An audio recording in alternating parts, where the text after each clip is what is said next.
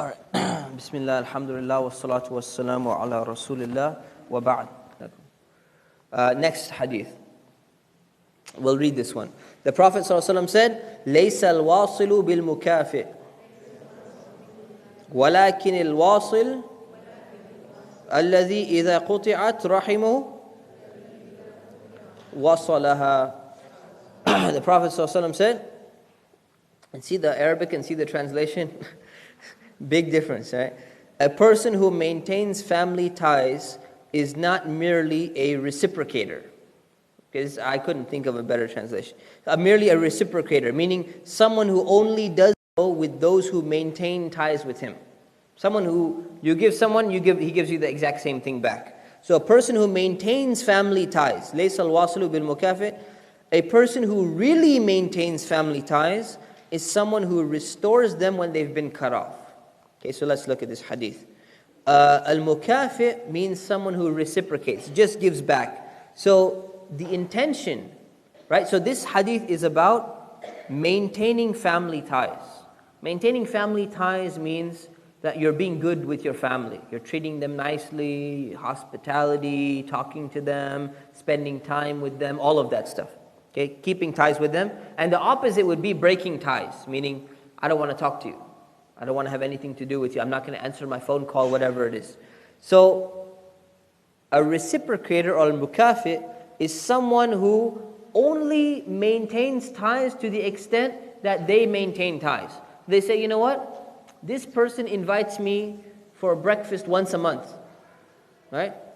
So I'm going to go ahead and invite them for breakfast once a month as well.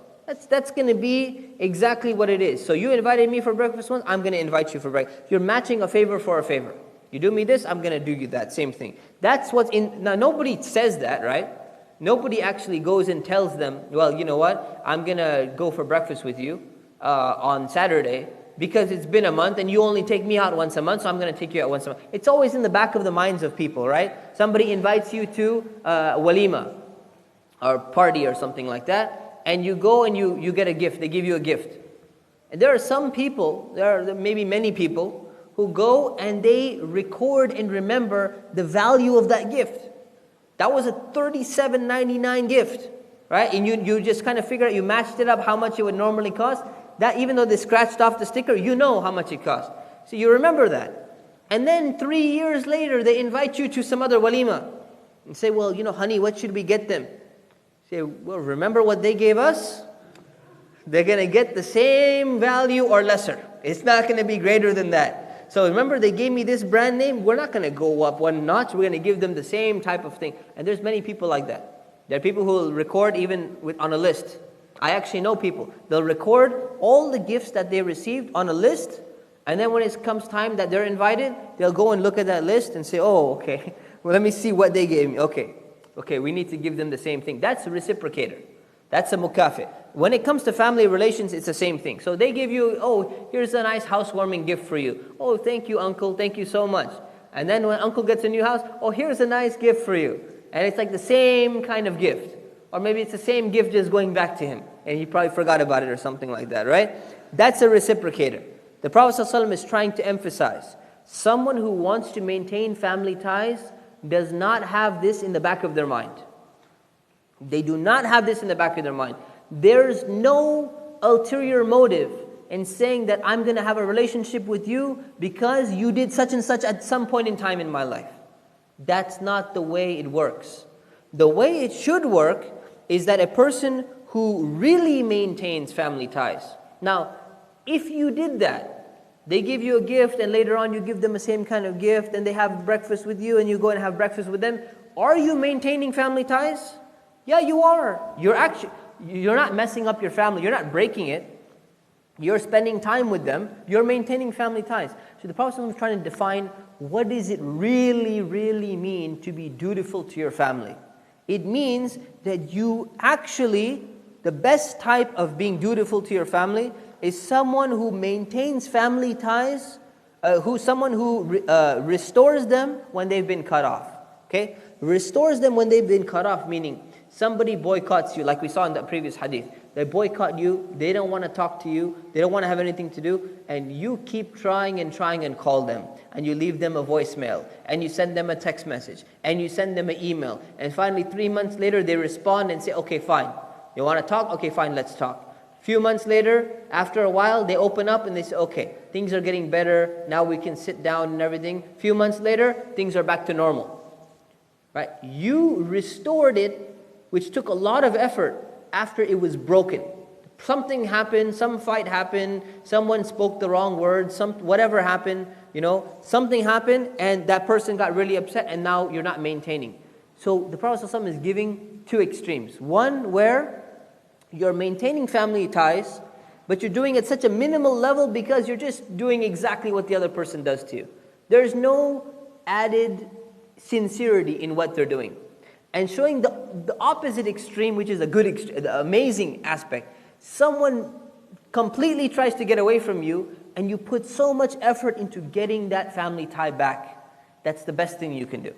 The best thing you can possibly do, because it requires effort, number one, and it also requires humility. You have to put yourself down. When people fight, when especially two family members fight, what's one of the reasons why it's hard to get back between them? I'm not going to apologize. I didn't do the wrong thing. Say, just say sorry. Why should I say sorry? So they can get, the feeling that they were right. I was right in the first. It's about arrogance and it's about humility. So the same thing applies in this hadith. Any questions on this? Okay, so you know something about family members. It's not involving you, but they're fighting amongst themselves. Since it's a family member, you should try your best. If you can intervene, and it's not going to cause more problems, you should try to intervene if you can. And try to serve as a mediator between them and bring them back together.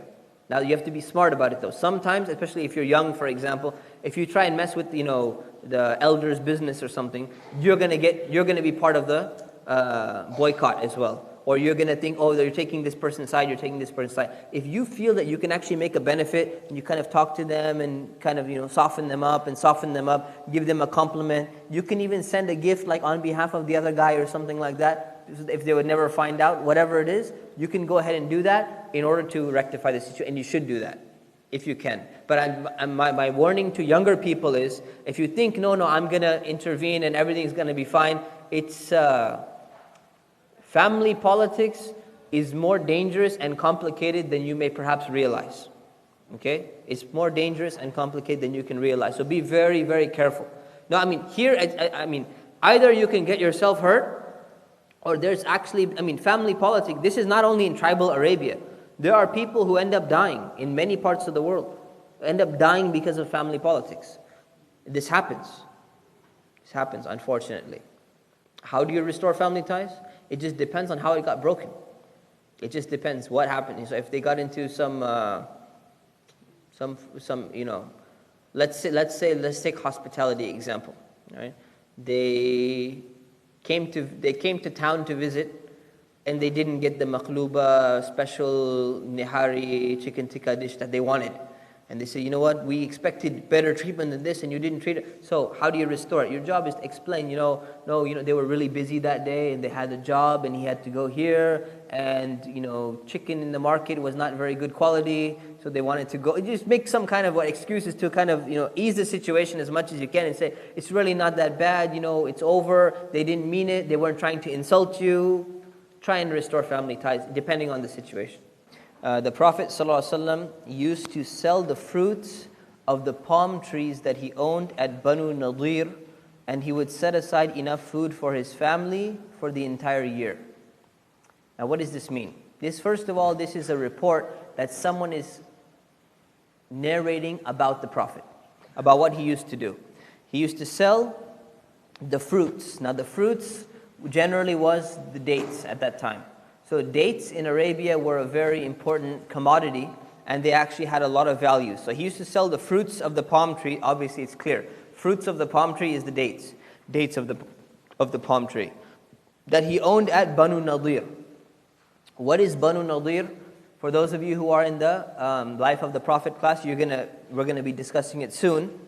Banu Nadir was a Jewish settlement that was taken over by the Muslims, because the Banu Nadir were actually posing a major threat to the Muslims, and they tried to caused them some harm and all of that. So they went to war basically. There was a war between the Muslims and Banu Nadir. So it was taken over. Once it's taken over, it's a former Jewish settlement. But Banu Nadir had a lot of, what you can say, a lot of like fertile land where there was good palm trees and good fruit over there at that place. So basically Muslims, they betrayed, the Jews betrayed their covenant with the Muslims. They posed a threat to the Muslims, so they went to war anyways. So because of that, the Prophet ﷺ owned land in Banu Nadir, because when you take over, or when there's a land that was acquired as a result of war, a portion of it is distributed to the Prophet ﷺ and his family, because his family were not allowed to receive zakah. So if they're not allowed to receive zakah, and the Prophet ﷺ is so busy spreading the message of Islam, he's not able to go and do other work and all of that, how in the world is his family going to get taken care of? If they're not allowed to receive charity, in terms of zakat money, and they're not allowed to do that, they actually got a portion of the land and a portion of the spoils of war, although very minimal, what was left usually. So the Prophet ﷺ used to sell the fruits of the palm trees at Banu Nadir every year in the land that he owned, and he would set aside enough food for his family for the entire year. Why? So that they don't need to worry about their livelihood for the year. I mean, they don't need to worry that they're going to go starving, they're not going to have enough money for the year and all of that. So why is this come under family, rights of family and relatives? Because sometimes when people look into being pious and trying to focus on, everything for the sake of Allah, and they read hadiths about charity and about giving for the sake of Allah and everything, sometimes they might overdo it, thinking that I want to get a lot of reward. But then their family begins to suffer. So the important thing to notice here is the Prophet ﷺ was taking care of his own family. By doing what? He could have said, all of this is going to the poor people of Medina, and his family is left with nothing. If they get some charity, not zakah, but they get sadaqah, charity or something like that, alhamdulillah. If they don't, they're going to be starving because there's no one to feed them. There's no one to take care of them. He didn't do that. So he did a share of that wealth, of that money, and is set aside for a period of an entire year. Now this is the bare basics that they need to survive for a year. So again, you have two extremes. The one extreme is you leave nothing for your family, and your family is sitting there, I don't know, I don't have anything, I can't, your children can't afford clothes, it's winter time, your child can't get a new jacket or something, a jacket that they need or something like that. Oh, they're wearing old shoes or something, and it depends on your custom and everything. They're wearing some old shoes, ripped, whatever it is. You can't buy new school books, new notepad for school. Why? Because we donated all of that money fi sabilillah, for the sake of Allah, in the path of Allah. That's not correct. That's not right. The opposite extreme is, I cannot donate for the sake of Allah because I need to keep some for my family. But you don't keep what they actually need for a period of a year. You store $200,000 in the bank account, which would actually be sufficient for 60 years for your entire extended family to be eating 5-star food, right? So that's extreme, and that's extreme. The balance is keep some food aside for your family, keep some sustenance aside for your family. They have a right to that as well. So this is about rights of your family and the rights of your relatives. Any questions? So there were times where the family of the Prophet ﷺ had nothing to eat. There were times where the other Sahaba, the other companions, they had nothing to eat. That's not because they didn't give away all their food. That's before Banu Nadir. That's before he owned land. That's before he even had any other wealth. Or it's also because it was a time of famine. So it doesn't mean that you always get to sell your fruits in that year. You don't always make a profit. So one year, when you have an opportunity to save, you save. If you have no opportunity and there's no potential to save, then you can't save anyways. So it's going to happen. Regardless of how much you try to save, it's going to happen anyways. So it just depends on what circumstances you're in. There were examples of the Sahaba who used to do that. Right? And they used to do that. What was their family circumstance at that time? We don't exactly know. He still took a loan. He knew he'd be able to take a loan. None of the companions died out of starvation in Medina that we know of, right? So they all ended up surviving. How they survived, what amount of loan did they have, what amount of luxury did they have, that varies from person to person. It's very difficult. The general rule is to just understand that your family does have a right over you as well, and you do need to allot something for them. Not necessarily an extreme amount, but there will be times where, let's say, you get a large sum of money and you decide to donate it away. Those people who did that, inshallah, they're going to be rewarded. But if they had a large family, we don't know what it was. We don't know what their family circumstance was. If they weren't able to take care of themselves, they should also consider their family members. All right, that was the entire family together giving. So the family comes together and decides to give, then that's their prerogative. They can do that as a family. But if you have a responsibility to take care of that family member and they're saying, you know what, we need to be taken care of as well, then you don't go and sacrifice their right for your reward of giving away the food or giving away the money. Yeah, let's read this one too. The Prophet ﷺ said, "As-sadaqatu 'ala al-miskini sadaqa, wa hiya 'ala dhir rahim thintani sadaqatun was-sila." The Prophet ﷺ said, charity given to a poor person counts as one charity, or one act of charity. But to a relative, it's double. It's a charity and it's maintaining family relations. So very straightforward hadith, that if you give charity to a poor person, you get one reward for charity. That's what you get. And every reward is multiplied by 10. We're going to talk about that as well. Now that counts as you get one act of charity. Right? So one act, that's going to be the amount of reward generally. If you give it to a relative, it counts as double because you're giving an act of charity and you're keeping good relationship with your family, which you're supposed to be doing in the first place. Which means that the priority of giving charity, if your family is poor, it goes to your family. Even if it's zakat money. The priority always goes to your family. Right? So that's something that's very important. That's why, if you think about it, no family, no one who has a fair size, decent size family should ever be in a financial difficulty. Why? Because always someone's going to have some more wealth, and that wealth gets distributed back from zakat money and is guaranteed to go to them. If zakat money is always distributed to poor and there's too many poor people and they're not able to get sufficient amount of distribution, there's going to remain a level of poverty within a society. But within a family, it should not exist. If people are fulfilling the rights of zakah and fulfilling the rights of taking care of their family members. Now here's an interesting thing. The Prophet ﷺ, he could have simply said, "Ala dhir rahimi thintan," and he could have stopped. He could have said, charity given to a poor person is one, but to a relative it's double, period. End of sentence. It's over. But what did he do? Rather than leaving us to guess, figure out, well, why is it double? We might assume, well, maybe it's because the family member is close. It could be some other reason. Maybe because the family is you can come up with some other kind of explanation. Rather than leaving people in the dark here, he explained exactly what he meant. Now, what you'll find in some ahadith, in some statements of the Prophet ﷺ, sometimes he clarifies exactly what he means, and sometimes he doesn't and he leaves it open. Sometimes, like we've seen in one hadith, where somebody misunderstood. I think we talked about helping the oppressor, right? Help your brother, whether he's oppressor or he's oppressed. Someone misunderstood that. So sometimes he left it open, thinking that maybe the person is going to get it or he's not, maybe no one's going to have a major issue with it. Sometimes people misunderstood. Sometimes he left it closed. Sometimes he left it open. Sometimes he clarified exactly what he meant. So in today's society, we should try to clarify as much as we possibly can. And at the same time, another lesson is we should know that sometimes if the Prophet ﷺ left it a little bit open, not always the interpretation that you think it might mean, or that the first person gave and says this is what it means, there could actually be a second explanation which might actually be closer to exactly what the Prophet ﷺ meant.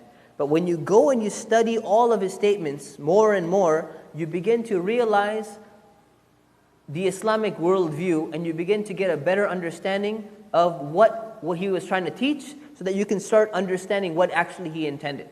So that's something that's very important to understand.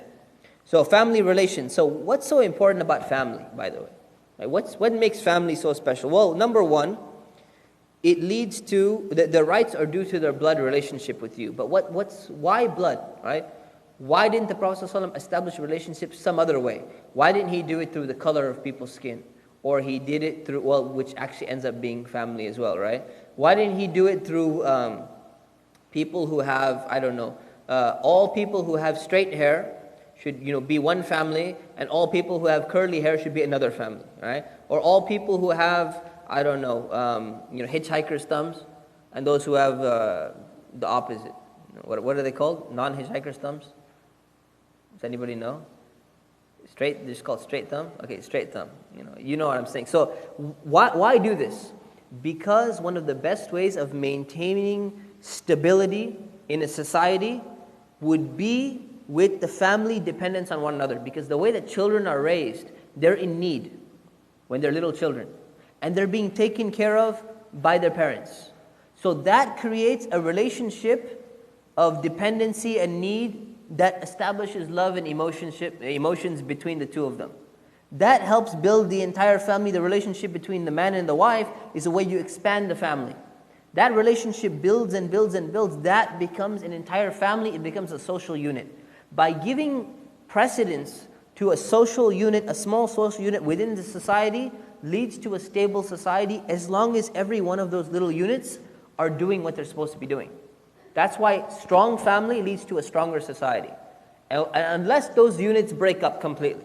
And now we're experiencing the disintegration of the family in many parts of the world, which is leading to more problems in society. But originally, that's why family has been given precedence, even when it comes to charity as well, because of what it can do to the entire society. Any questions? Good question. Is it wrong to adopt a child at a very early age and claim to be the child's parents? Yes. Yes. You cannot pretend like you're a child's parents unless you're actually that child's parents. So taking care of the child is a great thing. But pretending to be their true parents, that's not something that's allowed. Okay.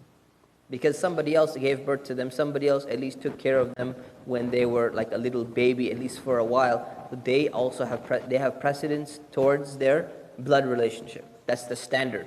And the reason why, what if they only took care of them for an hour and they were taken away or something like that? That's really an exception to the rule and rarely happens. So exceptions don't make the rule. So if we made a bunch of exceptions and rules were based upon different circumstances, then people would try and flex and bend the rules all the time. You'd have to set a definition. So rules are made for general purposes. What is the wisdom behind spending on your family as a charity when it's your job to take care of them anyways?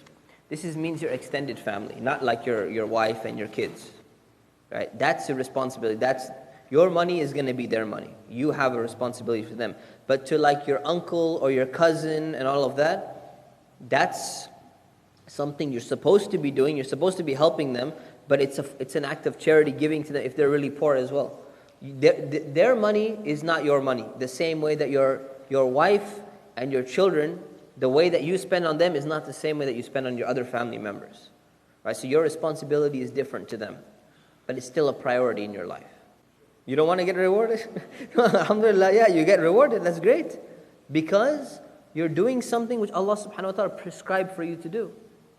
So you get rewarded. And we're going to talk about the hadith about even putting a morsel of food in your wife's mouth. That's also considered an act of charity. We're going to talk about, so when you're doing something that's halal, something that Allah subhanahu wa ta'ala recommended you do, you get reward because as long as your intention is that. If you have no intention and you still support your family, then you don't get the reward for that.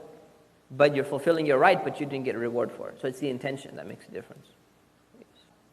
That's right. If the woman does something for the family, that's an extra charity as well because she's helping out the family. She doesn't have a responsibility to take care of the family. That's correct, yeah. Okay. Next hadith, the family and relatives. Read this one as well. The Prophet ﷺ said, إِذَا أَنْفَقَ الْمُسْلِمُ نَفَقَةً على أهله وهو يحتسبها كانت له صدقة. When a Muslim spends on his family and sincerely hopes to be rewarded for it, it is a charity. This clarifies your question, right? So when a Muslim, so first of all, why Muslim? Why not just anybody? Because Muslims are going to be rewarded for their intention. Right? So a lot of times non-Muslims ask, well, if I don't believe in God, if I'm a good person, can I still go to paradise? Well, what was your intention for doing good? So I helped other people and I took care of poor people and all of that. What was your intention? So it was just the right thing to do. But you don't believe, if you don't believe in God, you don't believe in absolute objective truth. Or if you do, it's based upon what? State of nature, social contract, all these other theories which have some kind of grounding in moral theory and all of that. There's no actual basis for that. So Muslim is specifically mentioned because the person has the intention to be doing it also for the sake of Allah, as well as to be helping the other person. He says, when he spends on his family and sincerely hopes to be rewarded, meaning he desires that Allah reward him for fulfilling something that Allah subhanahu wa ta'ala has prescribed. Right? So when you say, well, what do you have more of a motivation to help the poor, or more of a motivation to get reward from Allah by helping the poor? Regardless of what it is, as long as Allah subhanahu wa ta'ala is part of your intention, you're going to be rewarded for that act. People talk about, well, do you focus on this, or are you being selfish? This is a very interesting argument that some people make. They say, you people are selfish because you're only helping that other person because you want the reward yourself, whereas we're selfless because we're helping them with no desire for reward. No, that's not really true, because you could go and get reward some other way by praying to Allah. You don't have to go and help that guy. You don't have to go out of your way. You're actually doing it as well to help them, but you're doing it for the sake of Allah subhanahu wa ta'ala because He wanted you to do this as well. So it's not really the best argument. He says, why? Because it's a charity. How does it become an act of charity? Because of your intention. Right? Like you were saying, you have a responsibility towards your family anyways. But because you have the intention for the sake of Allah, it's going to count as a charity for you as well. Any questions? Okay, we need to finish the husband and wife. So the Prophet ﷺ said, خَيْرُكُمْ لِأَهْلِي وَأَنَا خَيْرُكُمْ لِأَهْلِي. The Prophet ﷺ said, the best of you are those who are the best to their families, and I am the best to my family. So let's look at this. The best of you. Remember you we talked about? He's talking about believers for the sake of emphasis. The best of you. Meaning if you want to be the best of believers, you need to do this. What do you need to do? You need to be the best to your families. Meaning the treatment, the way you treat your families, the way you care for your family, the way you talk to them, the way you deal with them in a respectful manner, the way you're kind to them. That's all very, very important. And then he said, he says, and I am the best to my family. Okay? Why is he saying this? He's using a practical example. And a practical example is something that people need. You can always say, you know what, be good to your family, be good to your family. And all that you look around, say, everyone is cursing and abusing their family. And you go and you say, see, at least I don't curse them, I'm being good to them. That's not a good example in front of you. If you had an excellent role model, someone who's so nice and courteous and coming every time they go and they see their mom, they'll go and they'll hug their mom and hug their dad, and they'll escort them by the hand, and they'll take them for Hajj or take them for Umrah, and move them in the wheelchair and bring food to them and everything. You see that example and you say, SubhanAllah, I'm not the best to my family. I'm not doing all of these things. You need a good role model in front of you. So the Prophet ﷺ is giving himself as the best of role models.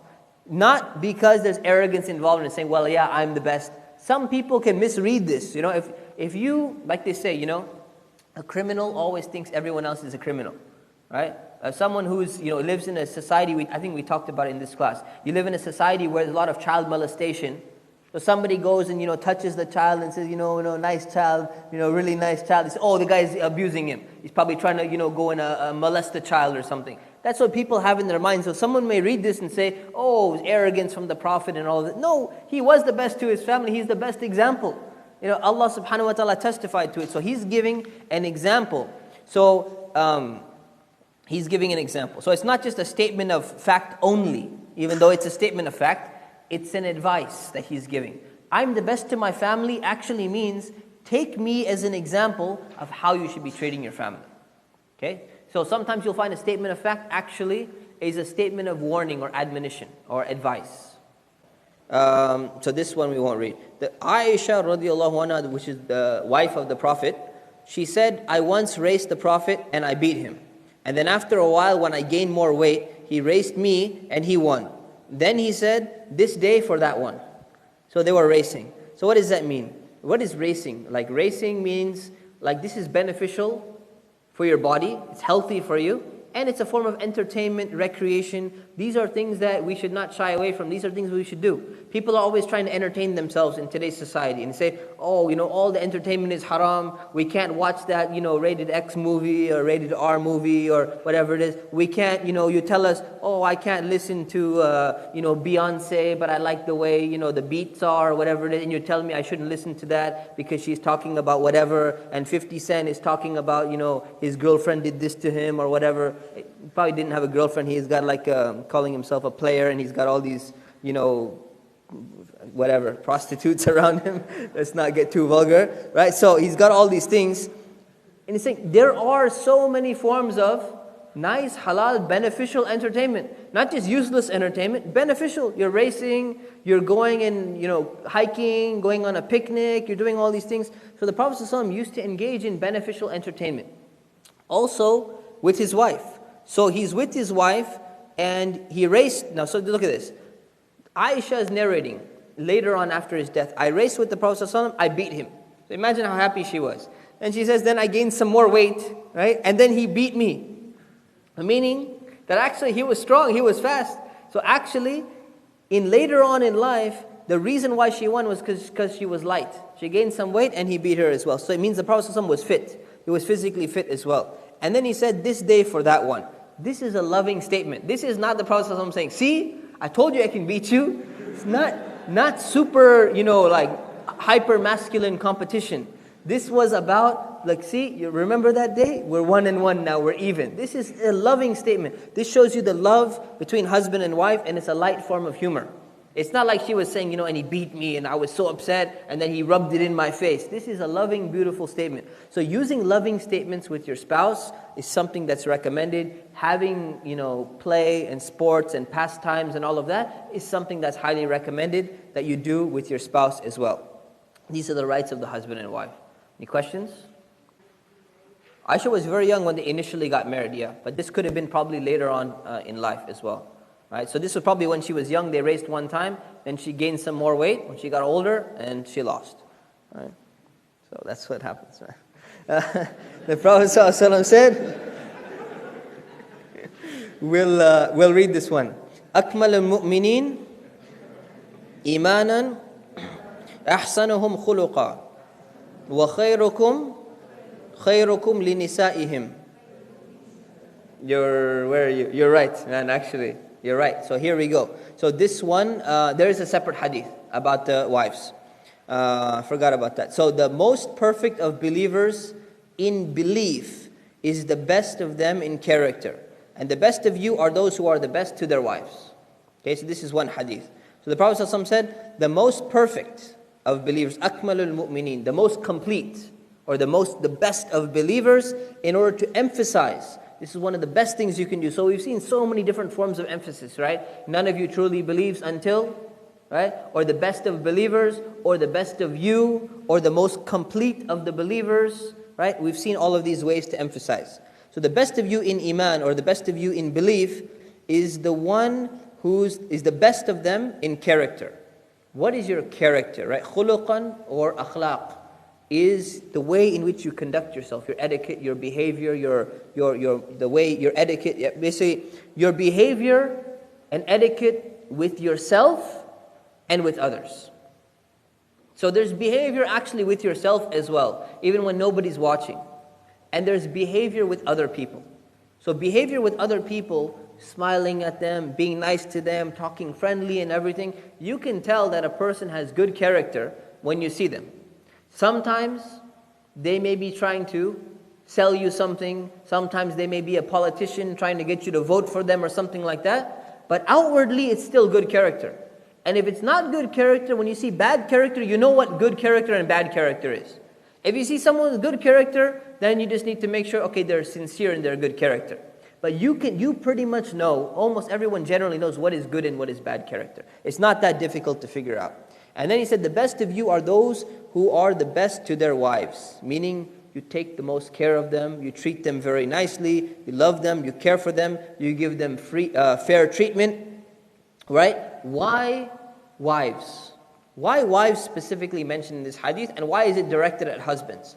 Because husbands have a level of authority in the house, in terms of family affairs, over their wives.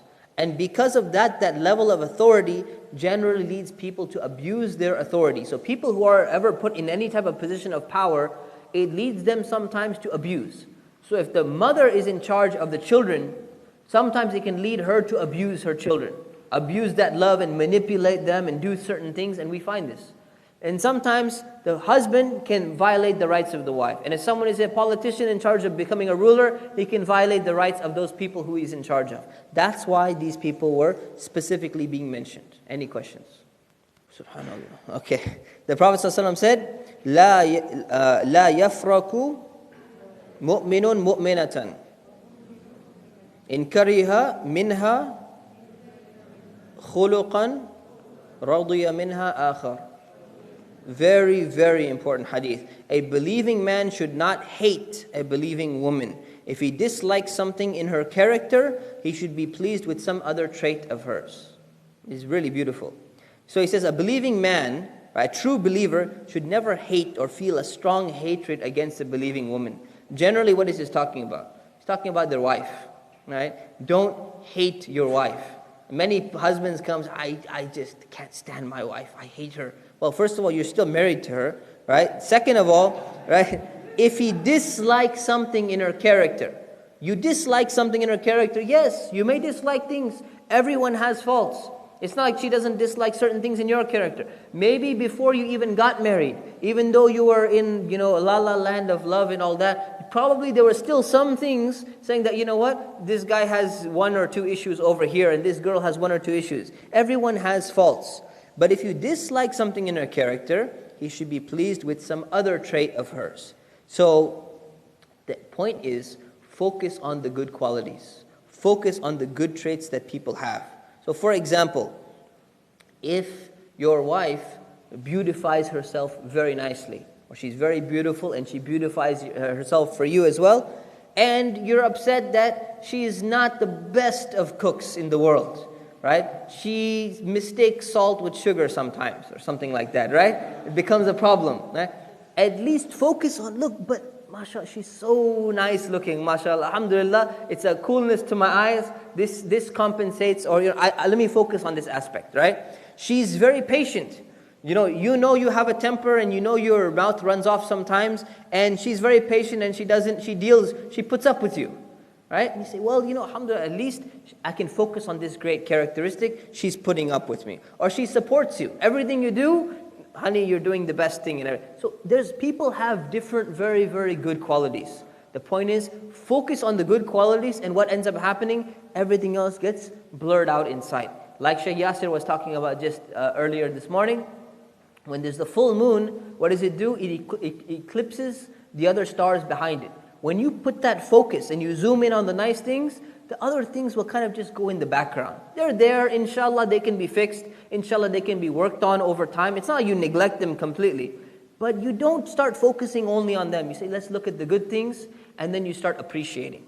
There's always something, you can always nitpick and find something wrong with everything that you find. A shirt, a masjid, a community, a car, whatever. I wish it drove like this. I wish it would turn like this. There's always something you can find, but focus on the good things, focus on the nice things. And then your relationship will actually be better, and you'll be fulfilling the character of a true believing man.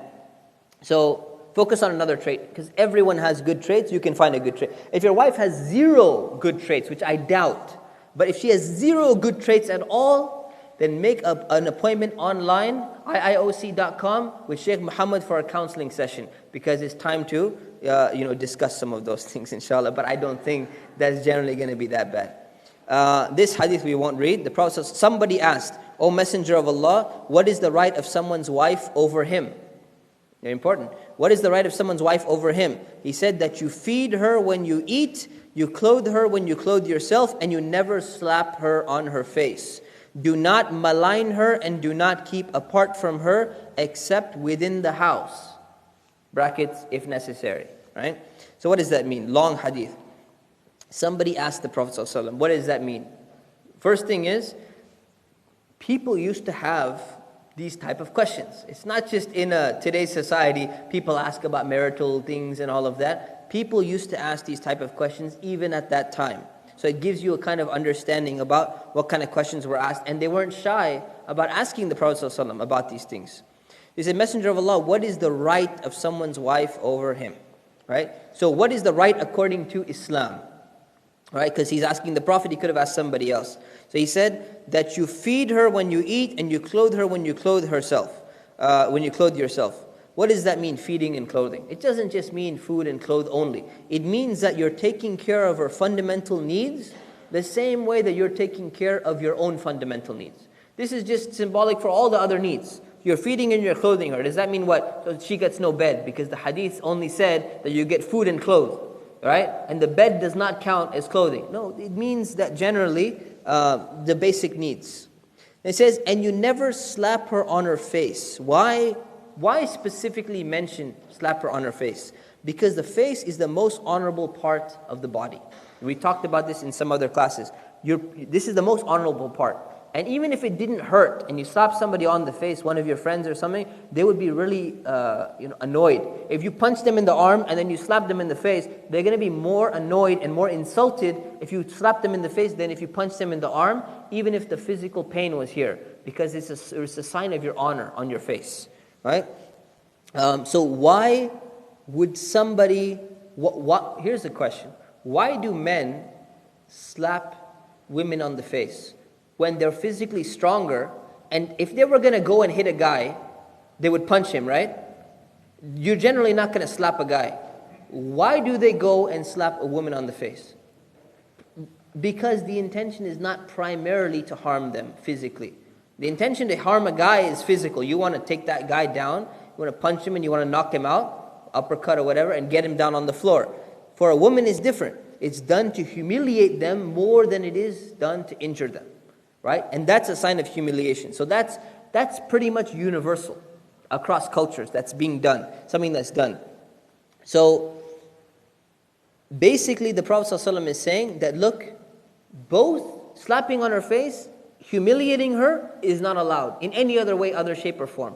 And injuring her is also prohibited. So he could have said some other way. He's trying to emphasize that neither humiliating her nor injuring her are allowed in Islam. So these are some of the rights that she has and something that you should not be doing. If you look at spousal abuse, almost everywhere across in the world, including the United States, the vast majority ends up starting with humiliation and slap on the face and bruises and all of that stuff, and then it goes to the rest of the body and it gets even more brutal than that. So this is something that's happening all over the place. It's something that's happening on a regular basis, right, in societies and all of that. If you're not allowed, just think about this. People talk about, hitting and women, and women beat up men, and Islam, it says this, it's okay and all that. Leave the, whole explanation about what does the ayah mean and all of that. What it doesn't mean, clearly what it can't mean, if this is a hadith and it's authentic, it's very authentic, Abu Dawud, Hasan Sahih, means that if you're not allowed to slap somebody on her face, then how can you go and beat them up in some other fashion where you're harming them or whether you're insulting them? Right? The way this works, there's a principle in usul al-fiqh, with principles of fiqh, which says if something small has been prohibited for you, something larger and worse is not going to be allowed as well, and it's implied in that prohibition. So for example, Ibn Hazm gives a good explanation. He says, the verse about, many of you know the verse, says, do not say to your parents, uff. Don't say uff like, pff. Don't say that to your parents. Right? So Ibn Hazm asked the question. So, is it okay to beat your parents? The verse only said don't say uff to them. It didn't say you can't beat them up, right? But obviously, if you think about it, if you can't do that, how can you do something greater and worse than that, right? So that's pretty much the way to understand this. This is pretty important. And then it says, do not malign her, meaning do not speak about her in a disparaging manner. In front of her, don't insult her, or in front of other people, don't malign her, don't put her down, don't insult her. Major problem that a lot of husbands do. They start insulting their wives in front of other people, or sometimes in front of her as well. And do not keep apart from her except within the house. Now what does that mean? It means do not purposely avoid her. I'm not going to be coming home anymore. I'm tired. I'm just staying out with my friends. And you just sit at home. I don't have anything to do with you. You don't keep apart from her except within the home. So why is it okay within the house? For disciplinary reasons. Meaning you're not boycotting her. You didn't leave and run away. Right? If there's some fight going on or something like that, one of you probably, in this society, the guy ends up sleeping on the couch anyway. So keeping apart from the bed is you're going to end up sleeping on the couch. But meaning separating beds is one form of conflict, conflict resolution before you avert to divorce. People just jump into divorce very quickly, which we'll talk about in some other class perhaps. But there's certain steps you take. Right? Before you go and say, okay, you know what, let's get rid of this marriage. So that's the only time you can you can use it for disciplinary reasons to keep apart in the bed so that there could be some reconciliation later on. But outside of the house, do not just boycott her and just run away or something like that. That's a right that wife has. Okay? Any questions on that? Okay, I think we're almost, how many slides do we have left? Who's following along? One more? Okay, good, perfect. Okay, the Prophet ﷺ said, you have rights over your women and your women have rights over you.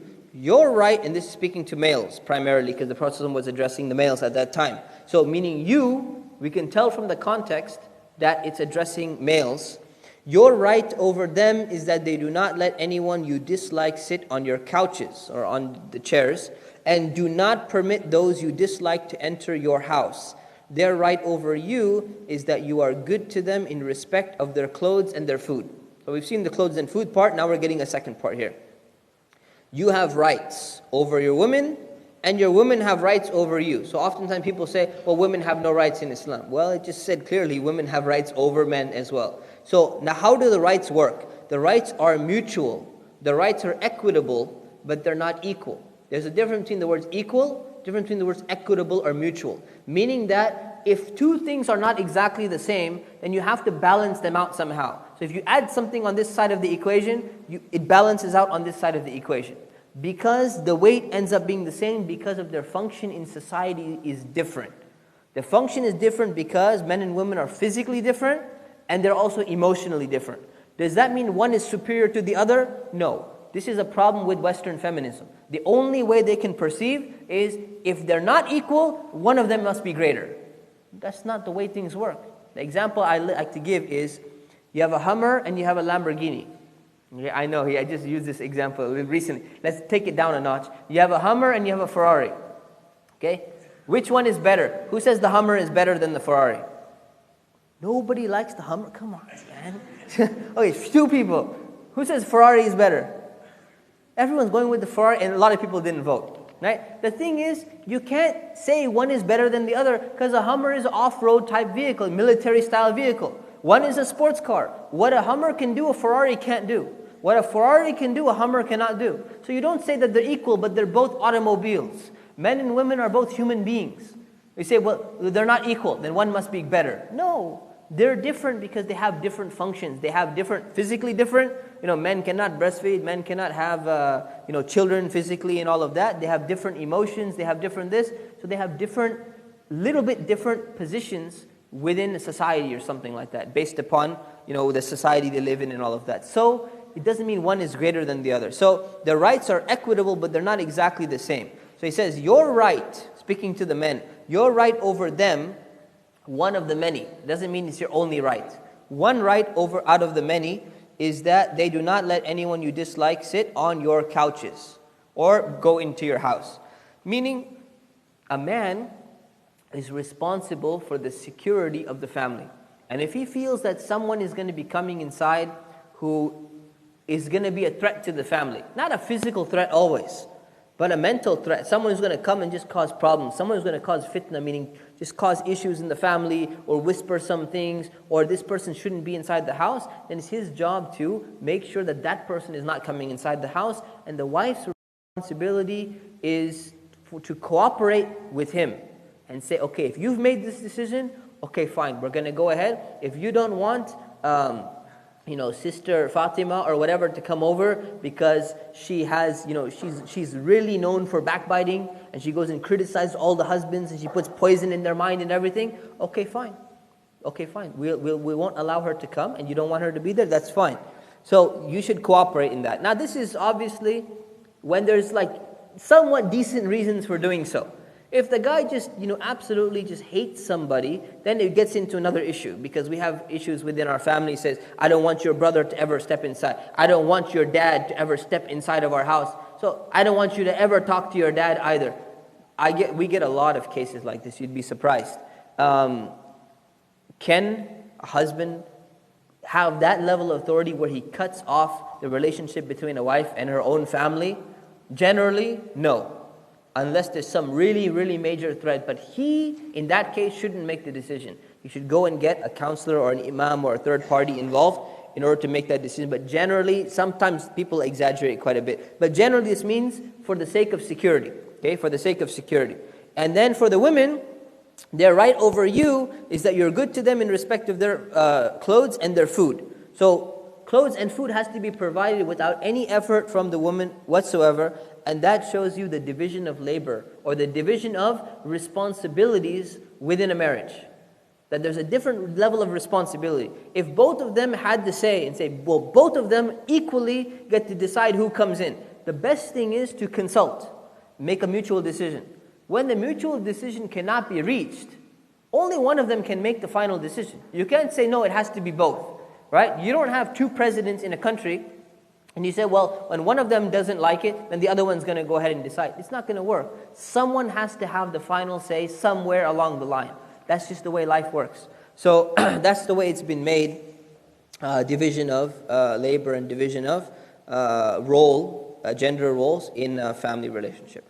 Any questions? Yeah, that's different. So if he just doesn't want a person, he says, I don't know this person, or something dangerous and everything, it doesn't mean that you say, well, there's no good reason, so I'm going to go ahead and let him in anyways. That's not the way, because that's not actually giving him the authority.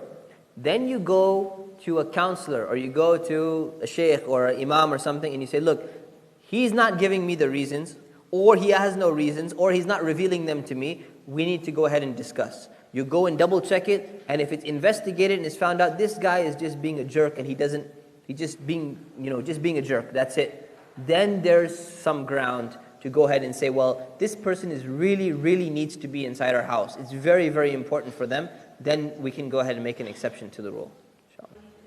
How do you treat him and turn him down? How do you deal with him? You got to be smart about it. So you try to change the subject on him as much as possible.